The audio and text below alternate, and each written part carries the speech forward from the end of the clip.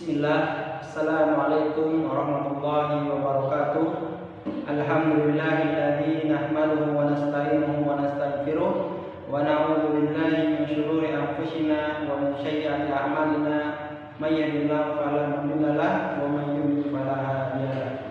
Asyhadu an la ilaha illallah wahdahu la syarika lah wa asyhadu anna Muhammadan abduhu wa rasuluhu amma ba'du.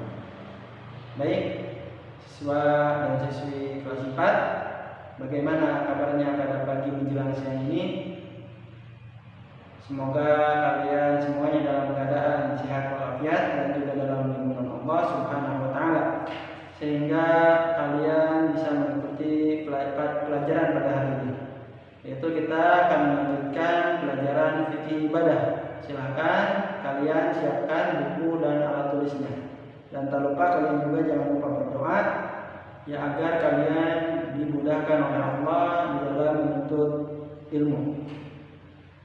Pada pembelajaran fikih hari ini kita akan masuk ke pelajaran yang kedua, ya, halaman 7. Silahkan kalian buka, yaitu materi kita pada hari ini yaitu tentang syarat sholat jamaah. Dan nanti di sana kita akan bahas juga tentang tata tertib dan kapan diperbolehkannya menjamak sholat. Jadi Bapak harap setelah pelajaran ini kalian mengetahui apa yang Bapak sampaikan, kalian mengerti tentang syarat-syarat sholat jamaah, tata tertibnya, dan juga kalian mengetahui waktu kapan diperbolehkannya menjamak sholat. Ya, jadi setelah pertemuan sebelumnya kita bahas tentang apa? Tentang sholat jamaah, tentang sholat apa saja yang bisa dijamak dan jamaah terbagi menjadi berapa. Ya, ada yang masih ingat, kita murojaah dulu sedikit ya. Apa yang dimaksud dengan sholat jamaah itu? Sholat jamaah adalah menggabungkan dua sholat fardu di dalam satu waktu. Contohnya mengerjakan sholat zuhur dan asar di waktu zuhur. Kemudian pembagian tentang sholat, ya, sholat apa saja yang bisa dijamak kemarin, yaitu sholat zuhur dengan sholat asar dan sholat maghrib dengan sholat isya. Kemudian tentang pembagian sholat jamaah, ya, jamaah itu terbagi menjadi berapa? Terbagi menjadi dua, yaitu ada jamaah takdim, ada jamaah takhir. Ya. Takdim menggabungkan dua sholat fardu di waktu yang pertama, sedangkan jamaah takhir menggabungkan dua sholat fardu di waktu yang kedua. Nah, sekarang yang akan kita bahas apa? Tentang syarat-syarat sholat jamaah. Nah, jadi kita tidak bisa semau kita mengerjakan sholat jamaah, yang ada syarat-syaratnya, baik itu di jamaah takdim maupun di jamaah takhir.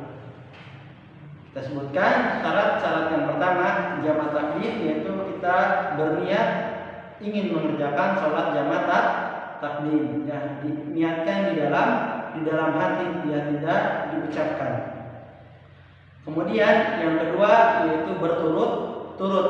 Ya, maksudnya apa? Jadi setelah selesai mengerjakan sholat fardu yang pertama, dilanjutkan dengan sholat fardu yang berikutnya. Misalnya kalian setelah mengerjakan sholat zuhur, maka langsung, ya, setelah selesai dilanjut dengan sholat asar. Kemudian yang ketiga yaitu tertib, itu sesuai dengan urutan waktu sholat. Jadi sesuai dengan urutan waktunya. Contohnya ketika kalian ingin menjamak sholat zuhur dengan asar, maka sholat zuhur dulu baru sholat asar. Jadi harus tertib. Jadi ada berapa tadi syarat jamaah takdim? Ada 3. Yang pertama niat, yang kedua berturut-turut, dan yang ketiga tertib.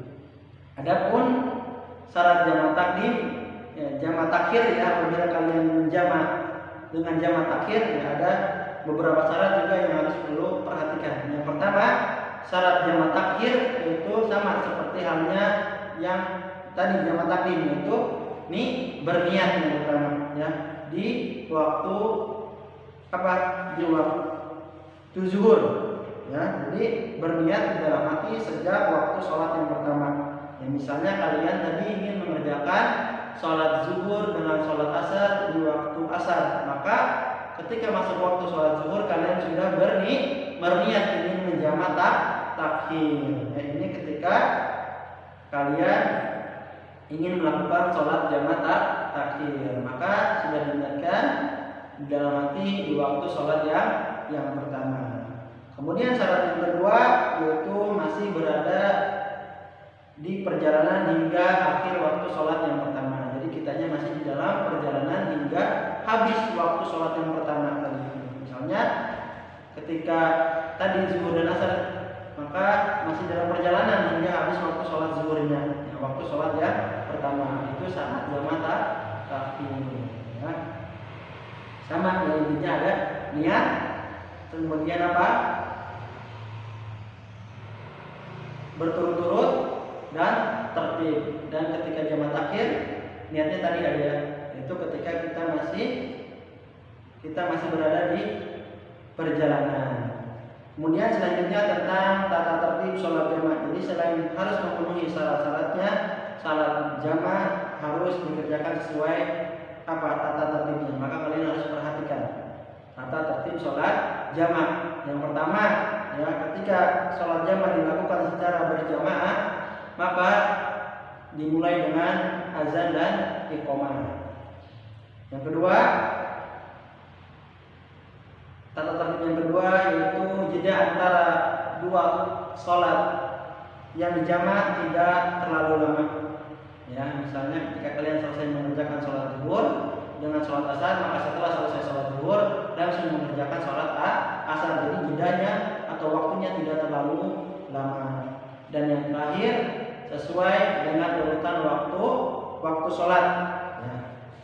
Perhatikan ini di tata tertib yang ketiga sesuai dengan urutan waktu sholat. Ya, berarti harus tertib.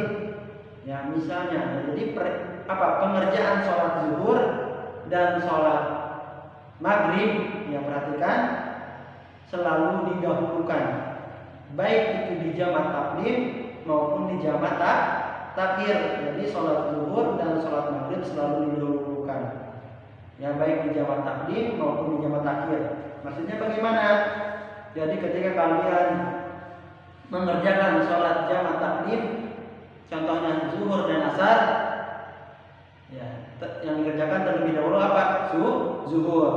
Begitupun dengan jamak takhir, ketika kalian mengerjakan sholat zuhur dengan sholat asar, maka yang dikerjakan terlebih dahulu yaitu sholat zuhur, baru sholat asar. Begitupun juga dengan contoh sholat maghrib dan sholat isya. Ketika di jamak takhir, ya, kita mengerjakan sholatnya sholat apa dulu? Sholat maghrib dulu, baru sholat apa? Sholat isya. Ya, jadi zuhur dan maghrib selalu didahulukan, ya, sesuai dengan urutan waktu sholat, baik itu di jamak takdim maupun di jamak takhir. Itu tentang tata tertibnya. Kemudian selanjutnya tentang kapan diperbolehkannya menjamak sholat. Ya, jadi kita diperbolehkan menjamak sholat ketika sedang berada dalam salah satu keadaan berikut ini. Yang pertama, ketika kita sedang safar atau perjalanan jauh, maka kita boleh menjamak sholat, entah itu zuhur dengan sholat asar ataupun maghrib dengan sholat isya. Kemudian yang kedua yaitu ketika berada di Arafah dan Muzdalifah, yaitu pada saat menunaikan ibadah haji. Itu yang kedua, maka kita boleh menjamak sholat. Yang ketiga, ketika tatkala sedang mengalami sakit, ya, maka kita boleh menjamak sholat. Kemudian yang terakhir yaitu ketika hujan yang sangat deras. Ya, jadi ketika hujan yang sangat deras, maka kita boleh menjamak sholat. Ya, contohnya misalnya di sini dijelaskan ketika selesai sholat maghrib berjamaah di masjid.